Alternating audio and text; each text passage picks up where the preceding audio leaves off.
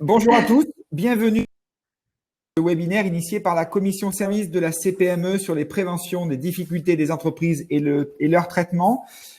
Alors bien sûr, on vous avoue que le sujet est pas très rigolo, mais aujourd'hui, nous devons faire preuve d'information et de pédagogie auprès des chefs d'entreprise pour informer des différents dispositifs qui existent pour préparer la rentrée et faire face à cette tous. Donc, le webinaire donc dédié aux procédures et les aides disponibles également. Donc, nous aurons deux parties sur ce webinaire. Une première partie qui est une partie de présentation sur le métier des administrateurs judiciaires, les procédures en période de confinement, la pratique des solutions amiables et l'état de cession des paiements. Donc, c'est assez académique, mais on a pris l'option de bien vous expliquer les choses, bien vous expliquer les mots, bien vous expliquer les procédures pour faire en sorte que vous preniez conscience que il y a toujours une solution face à cette situation. Donc, pour parler de ça, nous avons bien sûr des spécialistes qui sont pour la plupart adhérents à la CPME. Donc, nous avons Vincent Méquignon, donc qui est administrateur judiciaire. Nous avons Alexandra Blanche, donc qui est dans l'étude de Maître Méquignon et qui est chargée de la prévention des difficultés des entreprises. Nous avons Marc Dufranc, donc qui est avocat spécialisé en difficultés. Et nous avons Patrick Ruot, qui est juge au tribunal de commerce de Bordeaux et responsable de la cellule prévention. Donc, sans plus attendre, peut-être avant de présenter le PowerPoint, Maître Méquignon, c'est quoi la situation actuellement? La situation actuellement, c'est une situation d'attente. Les dirigeants ont bénéficié, du fait des mesures Covid, de certaines aides, pas tous, ça dépend de leur situation, pas tous. Et la crainte que l'on a, c'est que ça ne fasse que retarder la difficulté, voire même l'anticiper, voire même plutôt la dégrader, parce que la nécessité d'anticipation n'aura pas été suffisamment importante pour que les devants soient pris. Ce que je veux dire qu'un chef d'entreprise qui se dit « ouf, j'ai eu mon PGE, je suis sauvé », il relâche un peu l'attention. Or, justement, c'est ce qu'il ne faut pas faire. L'accent qu'on va porter donc sur ce webinaire, comme son titre le dit, c'est sur la prévention. On parlera effectivement des autres mesures liées aux procédures collectives, au traitement des difficultés. Vraiment insister et où Alexandra, là, sa participation est fondamentale parce qu'elle s'est spécialisée au sein de l'étude sur la prévention. C'est ça qui marche. C'est ça qui marche parce qu'après, on ne fait pas de magie. Plus on s'y prend tôt, plus les outils mis au service des entreprises par le texte, par le droit, par la loi, sont efficaces. Voilà ce qu'on va vous présenter avec l'intérêt pour chacun. Alexandra, je rebondis immédiatement là sur ce que vient de dire Vincent, c'est hyper important parce que ce qu'on constate là aujourd'hui dans la pratique, c'est que finalement, il y a assez peu de procédures amiables qui s'ouvrent depuis la fin de la période Covid et il y a très peu de procédures aussi collectives qui s'ouvrent. C'est-à-dire que statistiquement parlant, on est actuellement à un niveau qui est inférieur à avant la crise. Ce qui n'est pas du tout normal, parce qu'on sait que dans 2 à 6 mois, ça va être une catastrophe économique. Donc, on devrait d'ores et déjà avoir des chiffres qui sont plus importants si les choses étaient bien faites. Mais mécaniquement, on se retrouve avec un effet inverse, c'est-à-dire qu'on en a même moins que d'habitude. Aujourd'hui, je prends un exemple très simple. Mercredi dernier, les procédures collectives à Bordeaux, c'est le mercredi au tribunal. Et donc, les praticiens des procédures collectives, on se retrouve tous les mercredis. Et depuis la sortie de la crise, on se retrouve avec beaucoup moins de dossiers que d'habitude. Donc, c'est un signe, et c'est aussi l'intérêt de ce webinaire-là, c'est de sensibiliser les gens en expliquant que c'est pas, on va pas s'attacher les services d'un professionnel et on va pas aller au tribunal éventuellement pour solliciter une mesure amiable quand on est au bord du précipice. C'est avant. Donc, faut pas avoir peur et le juge Ruot pourra vous l'expliquer. Le tribunal est très bienveillant et quand on s'entoure bien, il y a vraiment moyen de faire quelque chose. Oui, parce que précisons que les juges sont des chefs d'entreprise. Oui, voilà. Tout à fait. Je suis juge au tribunal de commerce, je suis un ancien chef d'entreprise. Tous les juges qui sont au tribunal de commerce, du président en tête, nous sommes tous soit des anciens chefs d'entreprise, soit des chefs d'entreprise en activité. Je précise également pour nos auditeurs que tous les services du tribunal sont entièrement gratuits. Vous pouvez venir effectivement en prévention. Je suis chargé de ce dossier au tribunal. Il suffit de solliciter par courrier le président du tribunal et venir spontanément nous voir. Vous serez reçu dans les 8 à 15 jours sans problème. Je voudrais rajouter qu'il y a une plaquette qui s'appelle Entrepreneur, ne restez pas seul face à vos difficultés. Vous pouvez l'avoir sur Internet directement en prenant ce titre, et vous avez toutes les procédures qui sont à l'intérieur de ce document qui est très bien fait. C'est fait par les greffes des tribunaux de France. Très bien, merci. Donc, on va rentrer dans le... Je reprends la parole juste 2 secondes pour rebondir sur ce que vient de dire le président Ruot avant de passer la parole à Alexandra. Ça, c'est fondamental. C'est l'autre aspect. Bon, on va parler de l'aspect technique, utilisation de la loi. L'autre aspect, c'est que ça ne fonctionne que s'il y a un tribunal à disposition. Le tribunal, certes, il peut sanctionner, mais le tribunal de commerce, c'est pas du tout son rôle. Le rôle du tribunal de commerce, c'est entre guillemets, de rendre service aux chefs d'entreprise, de les aider à utiliser le texte pour s'en sortir.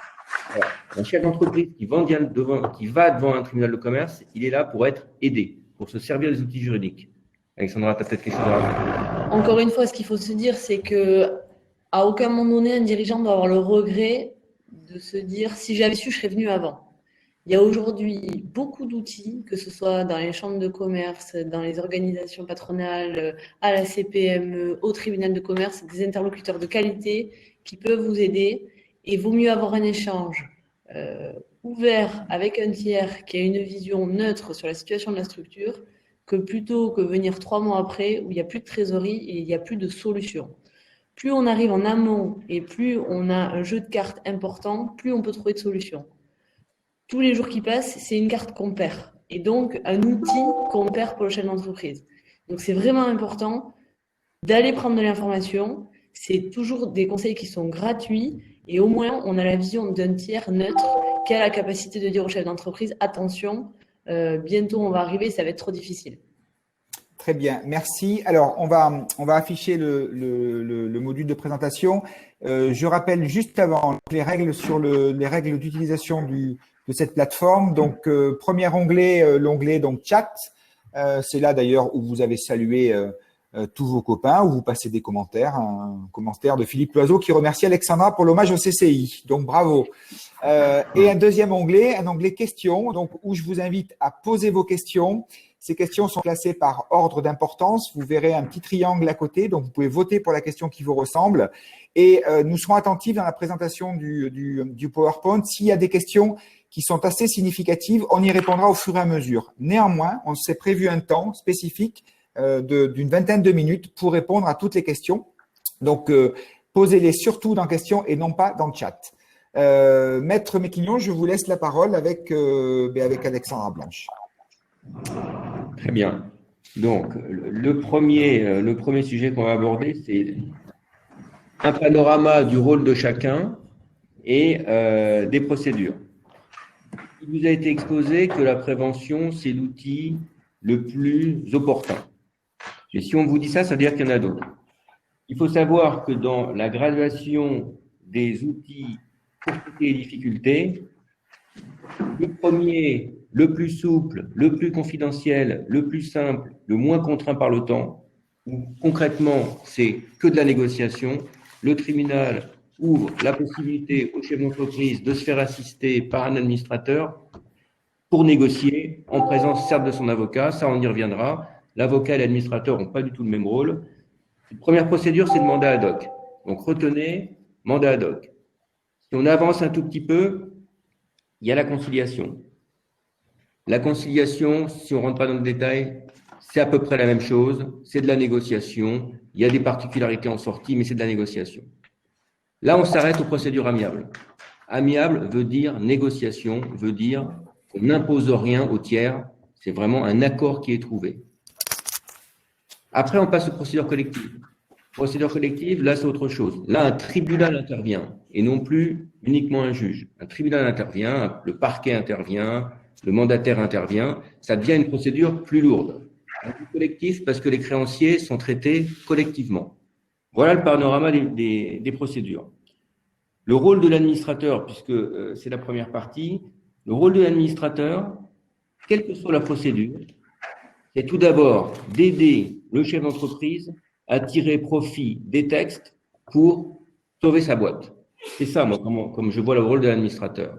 Encore une fois, Marc Dufront le développera, l'administrateur, c'est pas le conseil de l'entreprise. L'administrateur, il doit avoir une position neutre. C'est-à-dire que certes, il est là pour sauver la boîte, mais il doit avoir une position neutre. Et c'est cette position neutre qui est connue des partenaires, et bien souvent, c'est les partenaires financiers, parce qu'on retrouve souvent les mêmes des affaires spéciales, c'est cette position neutre qui fait que le dialogue avance. Si l'administrateur n'avait pas une position neutre, ça bloquerait la négociation, parce que les banques en face n'auraient pas confiance. Donc, il y a beaucoup de choses que peut dire un administrateur que ne peut pas dire l'avocat, et inversement, il y a beaucoup de choses que peut dire l'avocat en ayant un parti pris, parce que c'est son rôle, que ne peut pas dire l'administrateur. Voilà un peu le partage des rôles. Juste un point, l'administrateur donc peut traiter tous ces types de procédures, on verra après, avec des missions différentes, et il a une compétence nationale. Alexandra, tu peux peut-être rajouter quelque chose? Oui, alors, ce qu'il faut savoir, et ce qu'on oublie toujours, c'est qu'il y a deux métiers, il y a l'administrateur judiciaire et le mandataire judiciaire. Alors, par chance, on n'est pas liquidateur. Donc, malheureusement, trop souvent, notre métier, puisqu'il y a judiciaire dans la profession, l'administrateur judiciaire est assimilé au liquidateur judiciaire. Or, c'est vraiment deux métiers distincts, et c'est pour ça que les professions ont été scindées. C'est pour avoir à la fois un représentant de la société, l'administrateur judiciaire, et le mandataire judiciaire qui, dans le cadre des procédures collectives, représente l'intérêt des créanciers, donc des tiers auprès desquels il y a des dettes à payer. Ça, c'est vraiment important. Donc, on a une mission d'accompagnement du chef d'entreprise. Comme l'a dit Vincent, en n'étant pas le conseil, mais bien un tiers à l'entreprise, donc avec une vision neutre et qui doit rester objective, à la fois dans l'intérêt de la société, mais aussi dans l'intérêt des créanciers. Et ça, c'est vraiment important pour justement avoir cette vision des solutions qu'on peut apporter et qu'on peut apporter au chef d'entreprise. Et c'est la différence, je rebondis immédiatement, c'est la différence avec l'avocat qui n'a pas ce rôle d'élément neutre dans la procédure, c'est le conseil de l'entreprise. Donc c'est lui qui supporte à la base le choix de la procédure, que ce soit la mise en place d'une conciliation, d'un mandat ad hoc ou pourquoi pas d'une procédure judiciaire comme la sauvegarde ou le redressement judiciaire. C'est lui qui choisit et qui met en place la stratégie et c'est lui qui peut avoir une attitude un petit peu plus offensive, si je puis dire, envers éventuellement certaines parties qui n'iraient pas dans le sens des négociations souhaitées. Voilà, donc c'est une combinaison qui est hyper intéressante entre le rôle de l'administrateur judiciaire et le rôle de l'avocat, qui sont très complémentaires, je crois. Alors, Monsieur le Président, peut-être que vous voulez compléter. Alors, en ce qui concerne la prévention, le tribunal de commerce est là pour écouter les entreprises. Je rappelle que la prévention est confidentielle. Donc, soit le chef d'entreprise vient volontairement auprès du tribunal après avoir demandé une audience, ou c'est le tribunal qui convoque, qui nous sont mis soit par l'URSSAF, par les caisses de retraite, par différents biais, et c'est nous qui convoquons l'entreprise. Alors, je rappelle ce qu'on a dit, ce que l'administrateur a dit tout à l'heure, c'est qu'il faut essayer de prévoir ces difficultés bien en amont pour éviter la catastrophe. Donc, n'hésitez surtout pas à nous appeler, à nous demander une audience, et on est là vraiment pour vous et pas pour se servir. Voilà. Je profite, Monsieur Ruot, vous nous indiquiez lors d'un précédent webinaire, il y a une association qui accompagne les chefs d'entreprise en détresse. Oui, tout à fait. C'est une association qui a été organisée par le tribunal de commerce pour aider psychologiquement les entrepreneurs qui peuvent souffrir du fait de venir devant le tribunal. Et je précise aussi, il y en a d'autres, et je vois qu'il y a des membres éminents qui sont connectés. bonjour Carmen, bonjour Hervé, de Entraide et Entrepreneurs, qui est aussi une association. Il y en a d'autres aussi, mais il y a aussi et surtout celle-ci qui œuvre bénévolement aussi au soutien des entreprises en difficulté, que ce soit en prévention ou après en procédure judiciaire. D'accord, n'hésitez pas à les citer puisque Meryl, qu'on ne voit pas à l'écran, Hervé les rajoute Papo, au fur et à mesure. Alors pour ceux que j'ai identifiés, parce qu'il y en a peut-être d'autres, il y a Hervé Papo qui est connecté, il y a Carmen Van Nobel qui est connecté aussi. Eh bien, qui mettent le nom de l'association avec le site, voilà, très bien. Voilà. Dans le chat. Voilà. Association Dans le chat. dirigée par une main de maître par Claudine Perry. Exactement. Très bien. Et poursuivons. Alors, pour poursuivre, on vous a exposé qu'il y a 4 grands types de procédures. Si on vous dit qu'il faut anticiper, c'est parce que le critère discriminant pour avoir accès aux procédures, aux diverses procédures, ça va être l'état de cessation des paiements. L'état de cessation des paiements, c'est une notion juridique, certes, c'est défini par le texte, mais c'est surtout aussi une notion comptable. Donc, je ne vais pas rentrer dans le détail, je vais juste donner la grande notion, et après, Alexandra vous expliquera comment l'optimiser, cette notion. État de cessation des paiements, on est en état de cessation des paiements quand l'actif disponible ne permet pas de couvrir le passif exigible. Voilà. Actif disponible, c'est quoi? C'est la trésorerie, c'est les VMP, valeurs mobilières de placement, et concrètement, tout ce qui peut être transformé rapidement en liquidité. Alors après, ça dépend du métier. Parfois, les stocks sont disponibles. Si c'est de la vente à emporter, les stocks que l'on a aujourd'hui ils seront partis demain soir, c'est disponible. Si on fabrique des boulons, c'est un peu moins d'actifs disponibles. Voilà le schéma. Un vendeur de biens immobiliers qui a signé une promesse, on peut considérer que l'actif immobilier est disponible. Donc, c'est une notion qui doit être adaptée à l'entreprise. Retenez actif disponible, grosso modo, trésorerie. Passif exigible. Concrètement, c'est les dettes que l'on doit. Exigible, ça veut dire que le financier peut dire maintenant, il faut me payer. Si on n'a pas assez d'actifs disponibles pour couvrir le passif exigible, on est en état de cessation des paiements. Et si on est en état de cessation des paiements, on a 45 jours pour le faire savoir au tribunal de commerce. C'est-à-dire que on a 45 jours pour venir dire au tribunal, je suis en état de cessation des paiements, et à ce moment-là, on n'a plus accès ni au mandat ad hoc, ni à la conciliation après 45 jours, et on n'a pas accès à la sauvegarde. On n'a pas accès à ces procédures qui sont là pour simplifier et pour aider encore plus les chefs d'entreprise que le redressement judiciaire où il y a plus de contraintes. Donc, retenez que la notion discriminante, c'est l'état de cessation des paiements. Donc, je vous ai donné les grandes bases, mais alors après, c'est pas figé. Parce qu'encore une fois, ce qui peut être exigible aujourd'hui, Alexandra va le développer, va donner quelques outils pour l'apprécier. Ce qui peut être liquide aujourd'hui, peut l'être demain. Donc, après, on vous présentera les procédures. Retenez juste cette notion dont vous entendrez parler, état de cessation des paiements. Et l'anticipation permet d'éviter d'être en état de cessation des paiements et donc d'avoir le choix de procédures plus adaptées.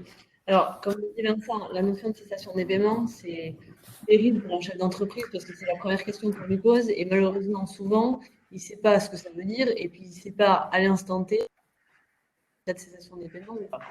Donc, il faut faire des situations flash. On n'a pas besoin d'avoir le bilan fait à l'euro parce que le but, c'est de pouvoir donner au président du tribunal qui vous reçoit des ordres de grandeur.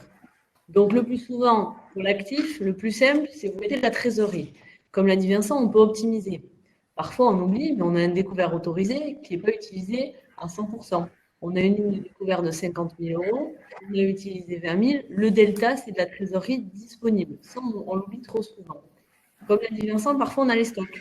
Alors, si on fait de l'immobilier et qu'on n'a que des bâtiments dans l'actif, c'est pas un actif qui est rapidement réalisable, qu'on va pouvoir rapidement vendre. Par contre, si on a des stocks de vin, il y a un marché et un cours qu'on peut arriver à vendre rapidement. Donc, effectivement, dans l'actif, on peut arriver à avoir un actif disponible, reconstruit, reconsolidé, pour arriver à faire que les vases entre l'actif et le passif arrivent à s'équilibrer. Sur le passif, il faut savoir qu'on peut optimiser également le passif qui est exigible, c'est-à-dire où la date de la facture est passée. Là également, c'est pareil. Souvent, et les chefs d'entreprise sont souvent assez surpris du soutien que peuvent apporter les créanciers dans le cadre des procédures. Il faut savoir que les créanciers, c'est des partenaires de l'entreprise. Certes, ils veulent être réglés de leurs factures, mais leur objectif surtout, c'est que l'entreprise n'aille pas à la procédure collective. On vous l'expliquera tout à l'heure, une procédure collective, elle a un impact immédiat pour tous les fournisseurs, c'est que toutes les factures sont gelées. Et en plus, les créanciers se font payer sur 10 ans, si l'entreprise arrive à aller jusqu'au bout de son plan. On vous en parlera tout à l'heure. Donc, les créanciers ont tout intérêt à ce que l'entreprise aille vers une procédure amiable. Donc, qu'elle arrive à justifier qu'elle n'est pas dans cet état de cessation des paiements. Donc, souvent, ce que font les chefs d'entreprise avec l'assistance de leur avocat en amont de la procédure, avant d'aller voir le président du tribunal de commerce, c'est de demander aux créanciers qui suspendent l'exigibilité de la facture. Donc, très concrètement et de façon très pratique, on décale la date de la facture ou on demande la suspension d'exigibilité de la facture. Comme ça, à un instant T, la facture n'est plus due par l'entreprise. Marc, je peux peut-être compléter sur cette optimisation de la notion et on laissera Monsieur le Président compléter. L'optimisation de la notion de cessation des paiements, c'est un élément qui est essentiel dans le cadre du choix de la procédure. Effectivement, comme vient de l'expliquer Alexandra, il y a une notion, c'est actif disponible, passif exigible, mais dans ces deux cas, on peut avoir des petites astuces comme, par exemple, obtenir des délais de paiement d'un créancier. Je prends un exemple. Vous devez 10 000 euros à la société X. Eh bien là, c'est du passif exigible si la facture est échue. Mais si vous obtenez de celle-ci un échéancier sur 6 mois, par exemple, ça n'est plus du passif exigible et donc ça n'est plus à prendre en compte dans le rapport actif disponible, passif exigible. Et cela permet donc, dans ce cas-là, de faire pencher la balance dans le sens de l'actif disponible pour nous permettre d'engager une procédure soit de mandat ad hoc, soit de conciliation. C'est beaucoup plus intéressant. Voilà, donc il y a ce travail-là à faire en amont sur l'état des dettes et sur la situation bancaire. Je précise que les prêts bancaires, voilà, on doit distinguer sur le tableau d'amortissement ce qui n'est pas encore arrivé à échéance, parce que ça n'entre pas dans le cadre du passif exigible, de ce qui est déjà passé et qui est impayé. Voilà. Après, vous avez expliqué les différentes techniques que nous avons d'optimisation du passif, effectivement, les conditions d'associés qui ne sont pas exigées. Peut-être, Marc, qu'on va laisser Monsieur le Président sur l'appréciation par le président du tribunal de la notion. Je n'ai rien à rajouter à ce qui vient d'être dit par les trois intervenants, sinon d'essayer, tant faire se peut, de trouver des formules d'arrangement amiables, le plus possible. Il vaut mieux une bonne conciliation qu'un mauvais procès. Alors, pour compléter, parce que Monsieur le Président sera trop honnête pour le reconnaître, mais il faut quand même reconnaître que les juridictions ont vraiment beaucoup de bienveillance sur l'appréciation de l'état de cessation des paiements. Donc, un président de tribunal a toujours le regard attentif de voir si le passif exigible, on ne peut pas arrondir un peu le passif exigible. Donc, vraiment, il ne faut pas se dire j'ai 1 000 euros d'écart entre l'actif et le passif. Le but, c'est de trouver des solutions pour tous. Voilà. Juste avant de passer à la slide suivante, il y a une question de CA33.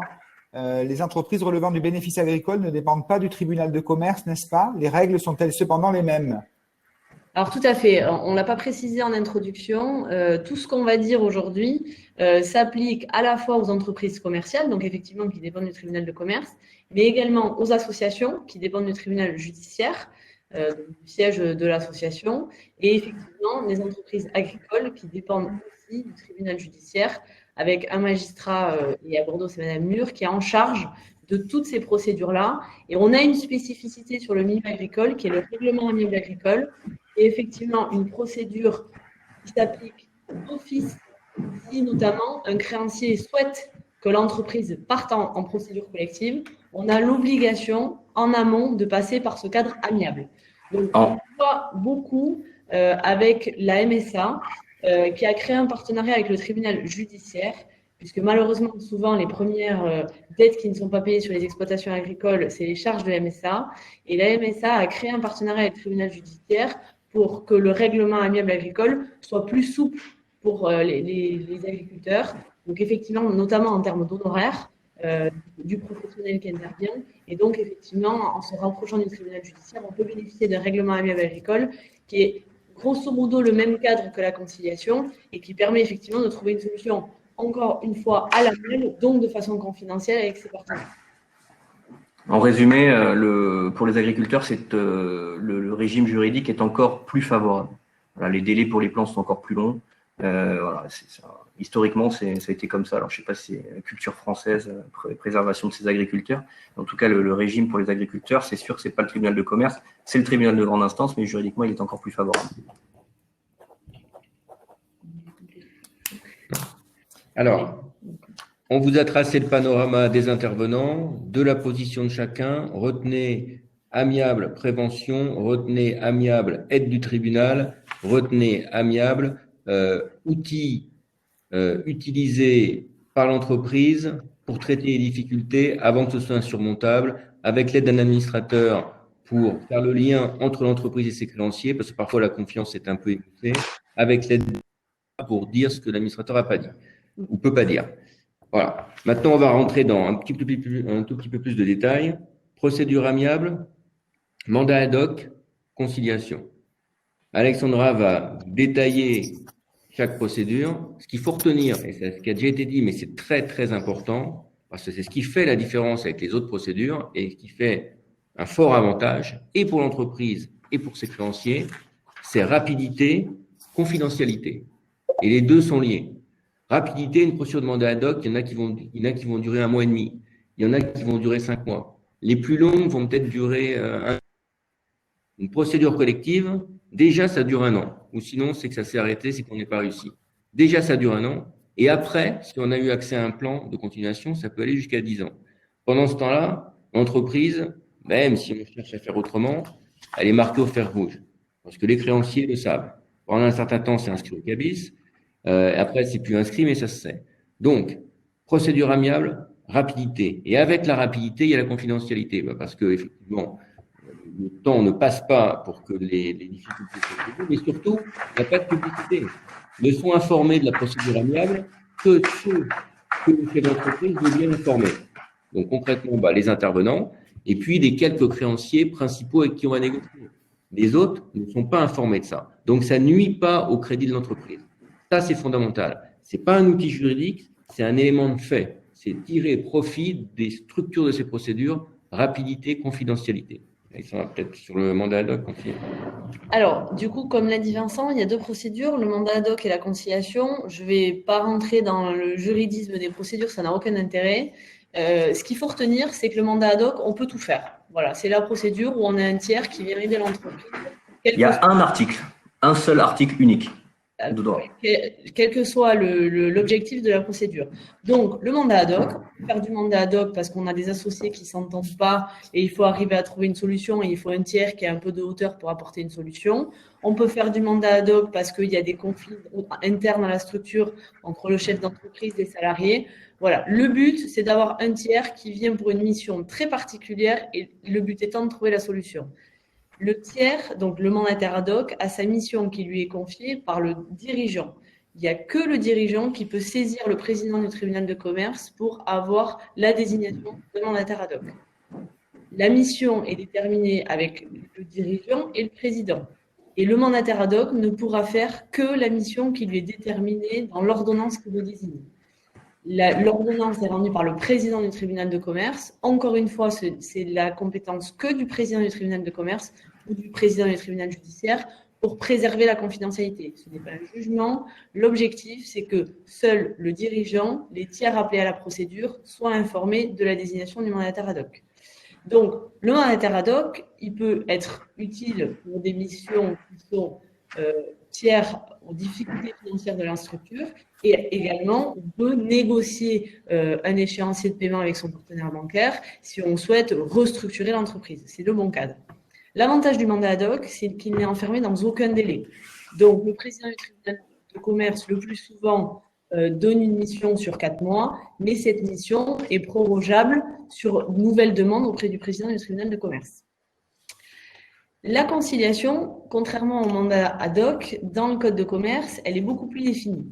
La conciliation, elle est là pour aider l'entreprise à négocier avec ses créanciers. Donc, il y a déjà dans la conciliation une notion de dette. Attention, je m'explique. peut très bien avoir des dettes qui sont Ouais, ça va. à échéance. Comme je suis en conférence, mais c'est pas grave, j'ai enlevé mon image. Il y a C'est pas grave. quelqu'un qui a enclenché son micro. Voilà. Merci. Donc, on peut avoir la notion de créancier à échoir, c'est-à-dire un prêt bancaire sur 7 ans qu'on souhaite restructurer. Il n'est pas encore dû, mais on souhaite le restructurer en amont. C'est pas le plus souvent ce qu'on voit. Malheureusement, souvent, on voit des conciliations avec un passif qui est déjà échu, c'est-à-dire qui est déjà dû, et il faut effectivement obtenir de nouveaux délais de paiement ou arriver à restructurer intégralement la dette. Donc, la conciliation, comme elle est orientée négociation avec les créanciers, elle est un peu plus cadrée par le code de commerce, mais comme le disait Marc, effectivement, le mandat ad hoc, on a un article dans le code de commerce, la conciliation, on en a 5 ou 6, et encore, j'oublie la partie réglementaire. C'est cadré, mais c'est pas excessif. On a un peu plus d'articles. Pourquoi? Parce que la conciliation, comme elle est orientée négociation avec les créanciers, on a des privilèges dans le cadre de la conciliation qui n'existent pas dans le cadre du mandat ad hoc. Je ne vais pas rentrer dans les détails, mais concrètement, les créanciers qui pourraient aider l'entreprise, notamment en lui apportant des concours complémentaires, donc une ligne de découvert complémentaire, un prêt moyen terme complémentaire, un apport des actionnaires, ces apports de cash complémentaires bénéficient de privilèges dans le cadre de la conciliation. Je ne vais pas rentrer dans le détail, ce n'est pas l'objectif d'aujourd'hui. Ce qu'il faut que vous reteniez, c'est mandat ad hoc, mission que je donne à un tiers pour venir m'aider et avoir un bras droit qui vient m'aider dans la négociation à mener. La négociation, quelle qu'elle soit, avec des créanciers, avec des salariés, avec mon associé parce que j'ai plus de relation avec lui. Conciliation un peu plus structurée et négociation de passif le plus souvent pour ça, trésor public et effectivement les partenaires bancaires. Ce qu'il ne faut pas oublier pour tenir, c'est que les partenaires, quels qu'ils soient, que ce soit l'URSSAF, le trésor public ou les partenaires bancaires, plus on vient en amont, et encore une fois, je ne le dis pas assez souvent, mais plus on vient en amont, donc avant que la dette soit due, plus ils sont prêts à négocier. Il faut savoir que dans le cadre de ces procédures-là, que ce soit le mandat ad hoc ou la conciliation, notamment auprès des partenaires bancaires, on a des services qui sont dits affaires spéciales, qui sont avant le contentieux et qui nous sont dédiés pour négocier.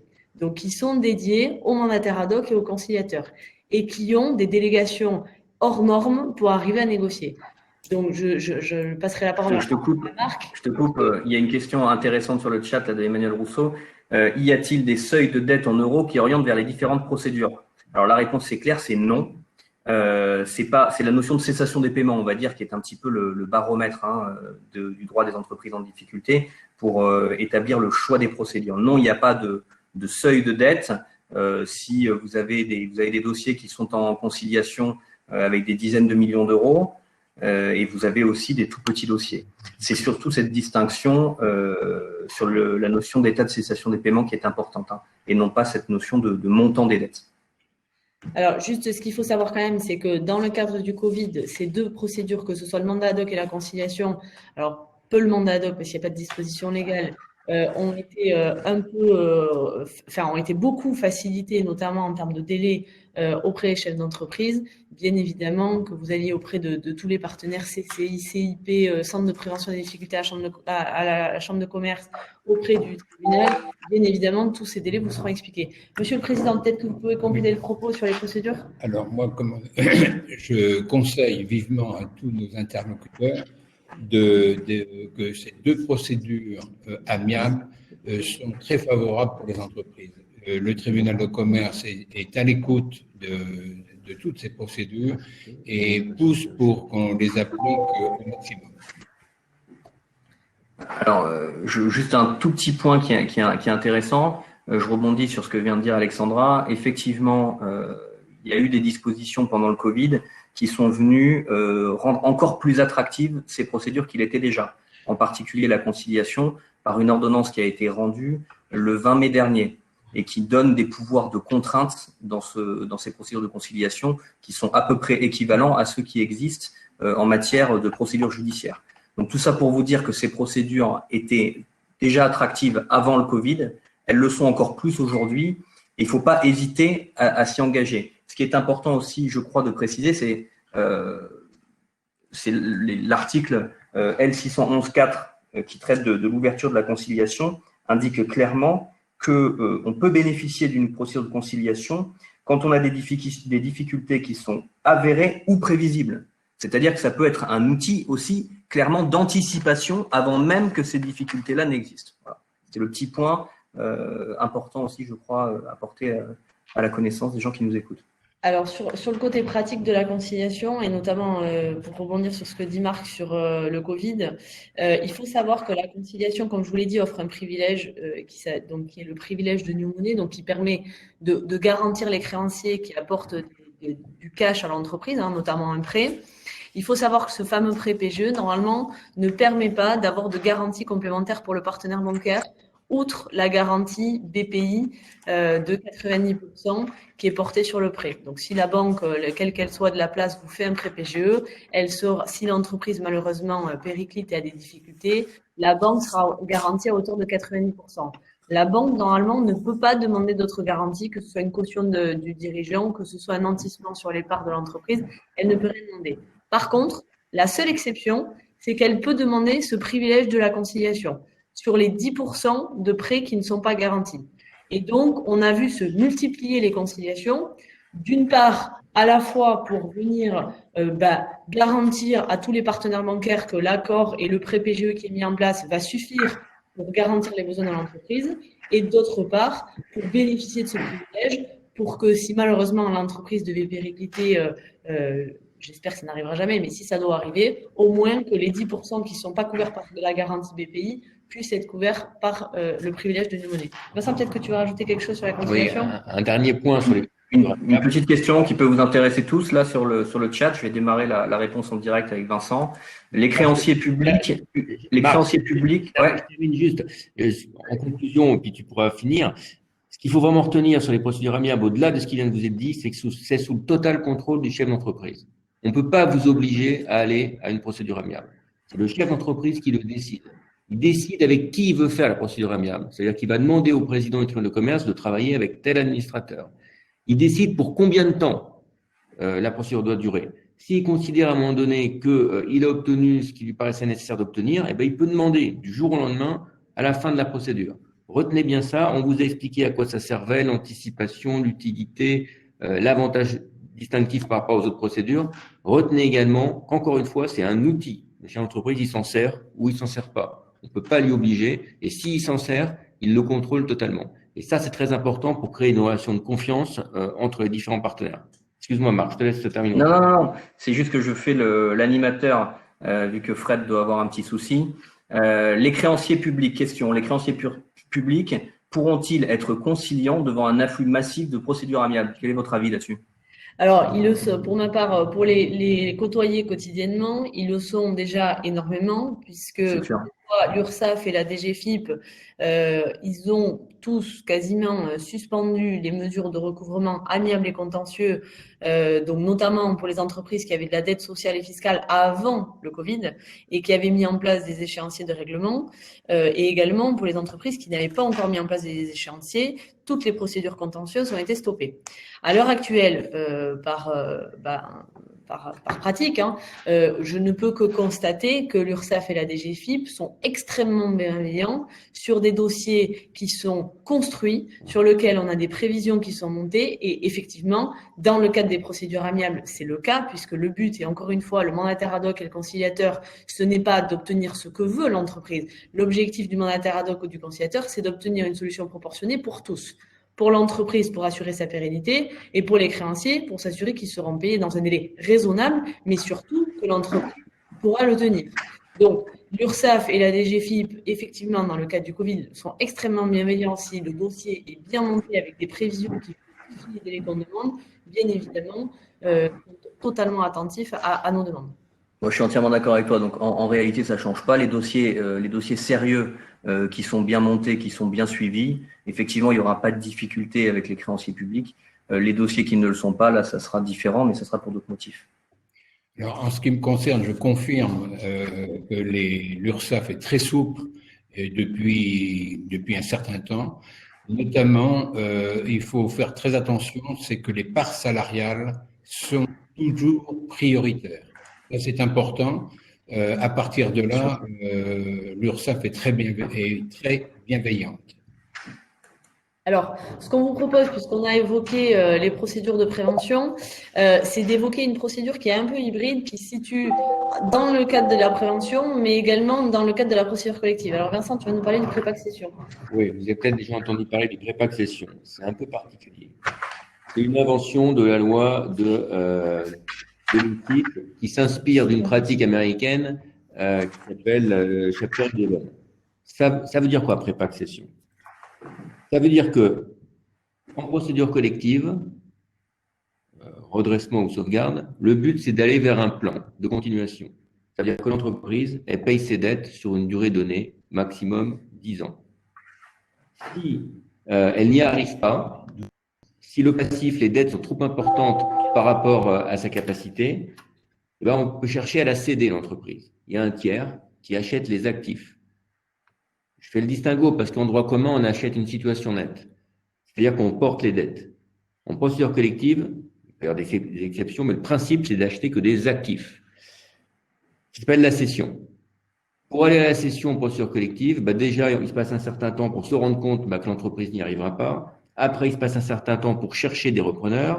Et puis ensuite, il se passe un certain temps pour passer devant le tribunal. Grosso modo, une cession, sauf si effectivement c'est évident lorsque l'entreprise dépose son bilan, il va se passer 5 ou 6 mois.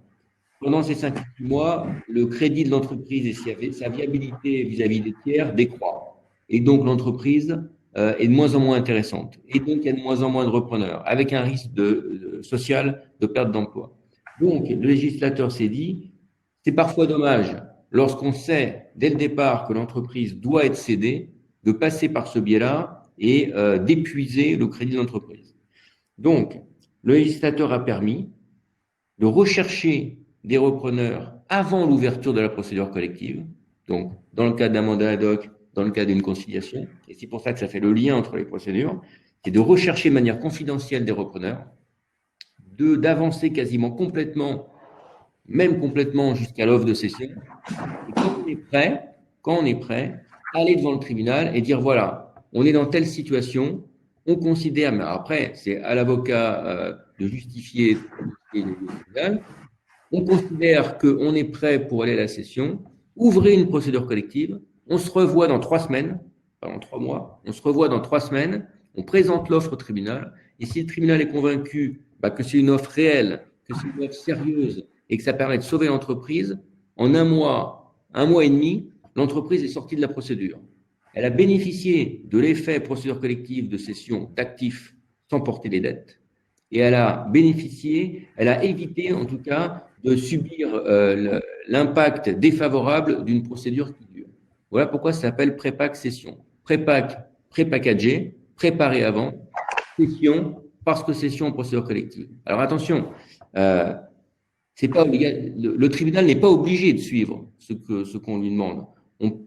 Si c'est mal préparé, le tribunal peut dire oui, mais non, mais l'offre que vous nous présentez, elle n'est pas viable ou elle est trop faible, donc on ne la retient pas et on continue sur la procédure normale. Donc, c'est pas parce que on cherche un repreneur en amont de manière confidentielle qu'il faut que le repreneur se dise c'est bon, je suis tout seul, je vais pouvoir proposer un prix minimum. Parce que là, il y a un fort risque que le tribunal le refuse. Donc, au contraire, les repreneurs ont tout intérêt à proposer en amont une offre la plus viable possible, parce que plus c'est le cas, plus ils ont de chances d'être retenus, et plus ils ont de chances d'être retenus, moins ils seront face à la concurrence. Après, dans le cadre de la procédure collective, là, la concurrence arrive. Et peut-être même qu'une offre supérieure à celle qu'ils auraient pu faire se présentera. Mais malheureusement, le crédit de l'entreprise sera dégradé. Donc, retenez, prépack-cession, c'est quoi? C'est bénéficier de l'outil cession d'entreprise en procédure collective, mais en le préparant avant pour faire que ça glisse le plus facilement possible dans la vie de l'entreprise et que ça ne dégrade pas son crédit. Donc, alors, on a une question à ce sujet-là. Je vais démarrer la réponse en direct. Peut-on demander alors c'est un prépack-cession en cessation des paiements? Alors, eh bien, vas-y. Vas-y. Non, je dis la conciliation, elle peut être ouverte si on est en état de cessation de paiement depuis moins de 45 jours. Donc, par voie de conséquence, c'est possible. Mais il faut que ça soit de moins de 45 jours pour la préparer à l'amiable pour pouvoir après avoir pour pouvoir après partir dans une procédure collective derrière. Vous complétez, hein. Donc, encore une fois, oui, on peut avoir un pré-pack-session si on ouvre une procédure amiable en amont, mais attention, encore une fois, une procédure amiable, il faut arriver à convaincre quand même le tribunal, normalement, au départ, qu'on n'est pas en état de cessation des paiements. Parce qu'encore une fois, les procédures de prévention, le but, c'est de pouvoir trouver des solutions. Donc, si on arrive avec une situation excessivement dégradée, la problématique, c'est que la procédure amiable va être très courte, et donc, on n'aura pas le temps de chercher des repreneurs en amiable, et donc on ne pourra pas justifier à l'ouverture de la procédure collective qu'effectivement on a cherché des repreneurs. Et dans le cadre d'un pré-pack-session, il y a 2 personnes à convaincre. Le président du tribunal qu'effectivement le job a été fait en amiable, et le job c'est quoi dans le cadre d'un pré-pack? C'est chercher des repreneurs, et que le délai a été suffisant pour que les repreneurs puissent s'intéresser à l'entreprise et avoir les éléments relatifs à l'entreprise, et 2, le garant de cette procédure, le procureur de la République. Et le procureur de la République, ce qu'il regarde en premier lieu, c'est effectivement, est-ce que le mandataire ou le conciliateur a cherché des repreneurs? Et est-ce qu'on n'a pas juste le petit repreneur, l'ami du chef d'entreprise qui était là, qui est prêt à reprendre les actifs de l'entreprise? Parce qu'encore une fois, c'est une reprise d'actifs, donc qui est déconnectée du passif de l'entreprise. Donc, il y a quand même à un moment donné un abandon de toute la dette qui va être constaté. On va reprendre dans sa structure tout ce qui était contenu dans l'entreprise qui est en procédure. Donc, il y a quand même des créanciers qui vont être lésés. Donc, le procureur de la République doit s'assurer, et le tribunal aussi, que le travail a été fait, bien fait, et donc on a eu des délais suffisants pour travailler. Donc, c'est mieux de le faire normalement quand on n'est pas en état de cessation des paiements. Et comme pour tout d'ailleurs, hein, ça c'est un petit peu le mot d'ordre de ce webinaire. Je ne sais pas si je l'ai dit au début ou si je l'avais dit en off. En France, ces dernières années, on a entre 50 et 60 000 procédures collectives par an. Il y en a 70% qui finissent en liquidation judiciaire, et les 30% qui restent, ce sont celles qui ont été traitées le plus en amont possible, soit d'abord en prévention pour après partir en procédure collective, soit en sauvegarde au départ. Donc le maître mot, s'il y a une seule chose à retenir, c'est l'anticipation.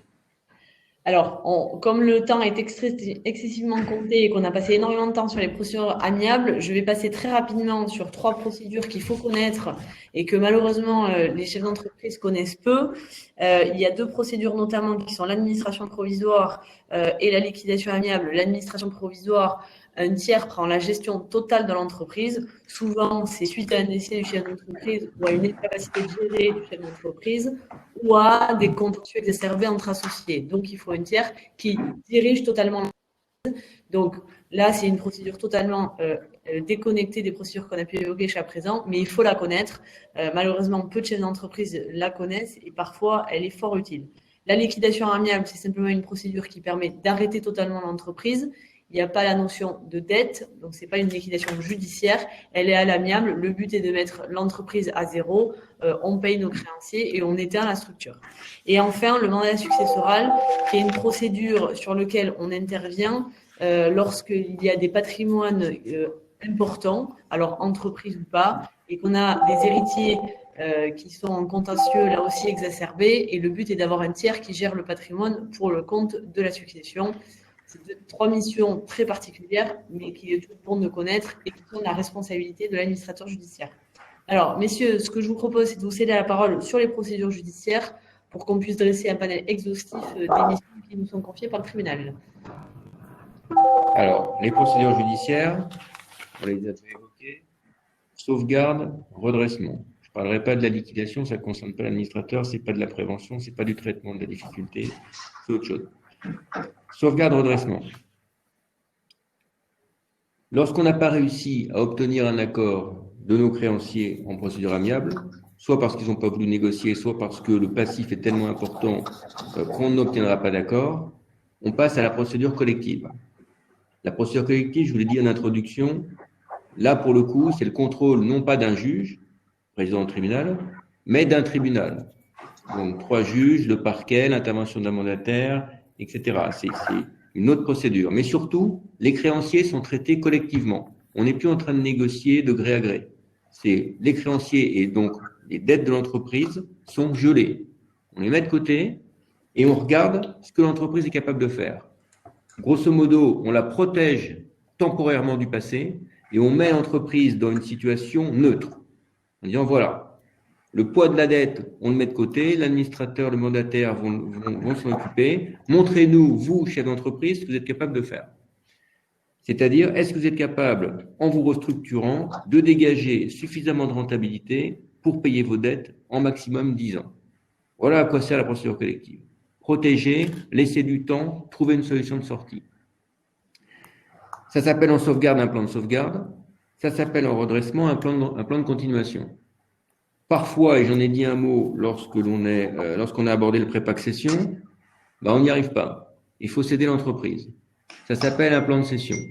Le plan de cession, il n'existe qu'à l'issue du redressement. La sauvegarde, c'est pas fait pour céder l'entreprise.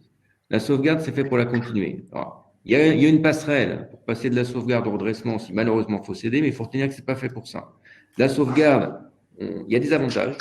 Les avantages, il y en a deux principaux. C'est que bien souvent, le chef d'entreprise, il est caution. Lorsqu'on est sur un plan de continuation, pendant le redressement, la caution personne physique est protégée. On ne peut pas l'actionner. Par contre, dès que le plan de redressement est prononcé, là, les créanciers qui bénéficient de la caution peuvent venir actionner le chef d'entreprise en lui disant c'est bien gentil, nous on a nos dettes sur 10 ans, mais vous êtes caution, donc vous allez nous payer tout de suite, puis vous serez subrogé dans nos droits. Ça veut dire que c'est vous qui serez payé en remboursement en 10 ans. Ça, c'est le plan de continuation en redressement. En sauvegarde, il y a un avantage, c'est que le chef d'entreprise, caution, il est aussi protégé pendant le plan. Donc, un plan de sauvegarde, l'entreprise bénéficie de délai, la caution bénéficie des mêmes. Deuxième avantage fondamental, c'est que la sauvegarde, il y a une deuxième chance. Un plan de sauvegarde qui ne marche pas, l'entreprise peut revenir devant le tribunal et il peut avoir un plan de continuation. Grosso modo, un plan de sauvegarde, au bout de la 10e année, il ne marche pas, l'entreprise peut aller en redressement, avoir encore 10 ans. C'est l'exception, c'est exagéré, mais retenez ce principe-là. Sauvegarde, protection de la caution, sauvegarde, deuxième chance. Redressement, protection de la caution très limitée, pas de deuxième chance. Forcément liquidation. Voilà, sauvegarde, redressement, à quoi ça sert? Un mot sur la cession, parce que je l'ai déjà abordé. La cession, il y a 3 critères pour apprécier une cession par le tribunal. Capacité du repreneur à poursuivre l'activité, c'est le premier critère. Le repreneur doit justifier au tribunal qu'il a la maîtrise de l'activité, la maîtrise du marché et qu'il est capable de la poursuivre. Deuxième critère, maintien de l'emploi. Ça veut dire quoi concrètement? Le plus de salariés repris dans les meilleures conditions possibles. Les meilleures conditions, c'est notamment, par exemple, reprise des congés payés, etc. Troisième critère, apurement du passif. L'apurement du passif, ça veut dire quoi? Ça veut dire qu'avec le prix proposé pour reprendre les actifs de l'entreprise, le mandataire judiciaire paiera les créanciers. Plus le prix est important, plus les créanciers seront réglés de ce qu'il aurait dû et plus l'apurement du passif sera meilleur. Donc, sauvegarde redressement, 2 procédures collectives parce que les créanciers sont traités collectivement, on négocie plus, on leur impose des choses. Le but, c'est d'aller vers une continuation. L'entreprise poursuit sa vie et paye ses dettes avec un délai jusqu'à 10 ans. Plan de sauvegarde, plan de redressement, plan de continuation, pardon. Sauvegarde, protection de la caution, deuxième chance. Redressement, à l'inverse, pas de protection au-delà des 12 premiers mois, période d'observation, je simplifie, pas de protection pendant le plan. Redressement, pas de deuxième chance. Et redressement, possibilité d'aller à la cession. Voilà, très rapidement résumé, à quoi correspondent les procédures collectives.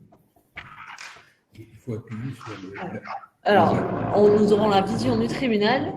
La sauvegarde, ce qui est important, c'est que les gens sachent qu'il ne faut pas être en état de cessation de paiement pour demander la sauvegarde. Le redressement judiciaire, c'est différent. Voilà, c'est le seul point que je voulais rajouter. Donc oui, effectivement, pas en état de cessation des paiements. Donc la sauvegarde, protection de la caution, avantage de la sauvegarde, et c'est pour ça que ça a été créé, mais qu'à la condition que le chef d'entreprise soit aussi dans l'anticipation et se dise, attention, je sais que j'aurai besoin de 10 ans pour étaler mes dettes, j'en aurai besoin, mais je le prépare. Donc j'arrive suffisamment tôt pour dire au tribunal, j'ai besoin d'un délai de 10 ans pour payer mes créanciers, mais vous voyez, je ne suis pas encore en état de cessation des paiements, j'ai encore de la trésorerie disponible pour payer mes dettes, mais c'est pas suffisant. Je préfère l'échelonner, avoir un délai suffisant, et donc j'anticipe. Je n'attends pas d'avoir les vases inversés, passif exigible supérieur à l'actif, et donc je me protège, je viens chercher cette protection du tribunal, et donc comme j'ai gagné la bienveillance du tribunal, j'ai le droit de bénéficier d'une protection à titre personnel et ne pas être appelé en qualité de caution par mon partenaire bancaire auprès duquel je me suis engagé sur mes biens personnels. Marc, peut-être que tu veux rajouter la vision du Bon, conseil. tout a été clairement balayé. C'est vrai que la problématique de la caution, c'est un vrai sujet en redressement judiciaire parce qu'on se retrouve de temps en temps avec des dossiers qu'on récupère un peu tardivement. Donc, on est obligé d'ouvrir un redressement judiciaire et non pas une sauvegarde parce qu'on est en état de cessation des paiements. Et la période d'observation se passe bien. L'entreprise dégage une capacité d'autofinancement suffisante pour aller au plan, comme on dit, et le tribunal arrête un plan de redressement sur 5 à 10 ans, par exemple. Et on se retrouve, une fois que ce plan est arrêté, avec une assignation du banquier qui vient chercher le dirigeant personne physique en sa qualité de caution. Et là, le dirigeant vient nous voir, il comprend pas. Mais écoutez, avec l'entreprise, on a fait tous les efforts qu'il faut, on est capable d'assurer le plan.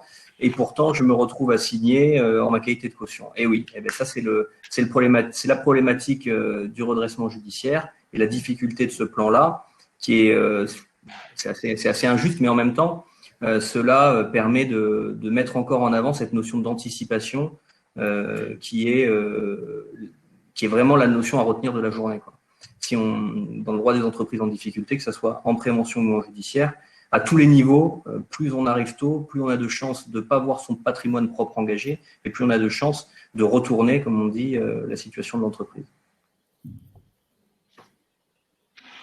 Bien, on a fait le tour à peu près de ce qu'on voulait vous exposer, les différentes procédures, la graduation entre elles, la notion discriminante d'état de cessation des paiements, la différence des procédures collectives.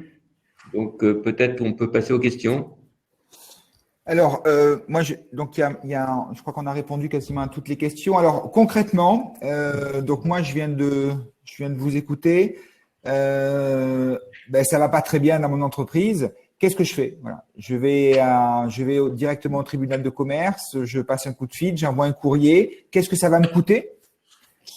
Au tribunal de commerce, rien.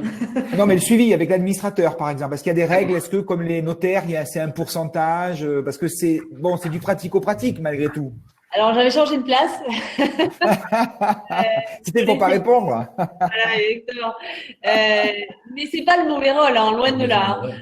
Effectivement. Alors, on va être très pratico-pratique. Pour faire une ouverture de procédure amiable, c'est très simple, comme l'a dit Monsieur le Président tout à l'heure en introduction. C'est un courrier. Alors, le terme juridique, c'est une requête, et souvent, le plus souvent, on peut s'adjoindre les conseils d'un avocat pour qu'elle soit bien rédigée et que notamment la notion d'état de cessation des paiements soit bien abordée et bien traitée. Donc, c'est une requête auprès du président du tribunal en lui expliquant la situation et qu'est-ce qu'on attend du mandataire ad hoc ou du conciliateur. Au moment de la saisine, il y a une obligation légale désormais, c'est d'avoir une convention d'honoraires, c'est-à-dire que par anticipation, on doit fixer les honoraires du mandataire ad hoc ou du conciliateur qui va intervenir à la procédure. Ce qu'il faut savoir, dans cette convention d'honoraires, il y a plusieurs choses qui doivent être mentionnées. À la fois le taux horaire du mandataire ad hoc ou du conciliateur. Alors, il y a des accords de place et des interventions qui doivent être fonction du nombre de salariés, de l'activité, du chiffre d'affaires de l'entreprise, si j'ai des salariés, si j'en ai pas, est-ce que c'est un groupe d'entreprises. Donc, tous ces paramètres sont pris en compte. Et c'est pour ça que c'est opportun d'aller voir l'administrateur judiciaire avant d'aller voir le président du tribunal de commerce pour proportionner au mieux la convention d'honoraires et déterminer le taux d'intervention de l'administrateur, le taux horaire d'intervention de l'administrateur. Pour la place, on peut aller de 170 € de l'heure à 350 € de l'heure. Voilà, je balaye le panel maximum. Le plafond d'honoraires doit également être fixé. C'est-à-dire, je vais déterminer par anticipation que c'est un dossier, grosso modo, qui va justifier 20 heures de travail. Donc, je dois fixer dans la convention d'honoraires qu'il y aura 20 heures maximum de travail. Si on va au-delà de ces 20 heures, le chef d'entreprise peut dire à tout moment « j'arrête ». C'est lui qui a la totale maîtrise de la procédure. Et donc, du déplafonnement du nombre d'heures affectées aussi à la procédure. Donc, s'il ne veut pas aller au-delà de ces 20 heures, à tout moment, il peut arrêter. Le taux horaire et le plafond est déterminé avec le chef d'entreprise. Le but, c'est que personne ne soit lésé et qu'on détermine ensemble les modalités de règlement des honoraires. Ça, c'est pour les mandats ad hoc et la conciliation. Pour la procédure collective, Marc fera un complément sûrement. Là, ça nécessite beaucoup plus de lourdeur parce qu'il faut préparer une déclaration de cessation des paiements qui est à peu près sur le même modèle qu'un bilan. On fait un état à un instant T de l'actif et du passif. Et là, les honoraires de l'administrateur judiciaire, c'est comme en mandat ad hoc et en conciliation. Alors là, pour le coup, c'est très normé, c'est fixé par le Code de commerce. C'est fonction automatiquement du nombre de salariés et du chiffre d'affaires de l'année qui précède. Voilà. Et là-dessus, il n'y a pas de négociation des volumes, enfin, du barème, voilà, du barème qui va s'appliquer. En mandat ad hoc et en conciliation, c'est une négociation et c'est un échange qui doit être fonction de la structure et de ce qu'il y a à faire.